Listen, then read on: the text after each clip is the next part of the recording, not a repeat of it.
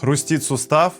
Это все потому, что там песок. Шучу, просто ты не двигаешься. Это не артроз, а гиподинамия. Во-первых, хруст – это вариант нормы, так что особо не волнуйся. А во-вторых, вне нормы сустав чаще всего хрустит по двум причинам. Либо он нестабилен, потому что мышцы вокруг него слабые, либо он не смазан, потому что ты им почти не пользуешься. Все просто, если ты не открываешь дверь, она заедает. А если петля болтается, то все хрустит и скрипит. Щелкает колено, просто оно работает один раз в день, когда ты идешь на кухню. Стабилизация 0, координация минус 10. Что делать? Укрепляй мышцы, регулярно двигайся и добавь работу на мобильность. Это когда ты выполняешь движения в полную амплитуду. Так что нет. Это не износ. Хруст не всегда разрушение. Если ты, конечно, не упал с табуретки, когда вешал шторы. Скорее, это просто звоночек.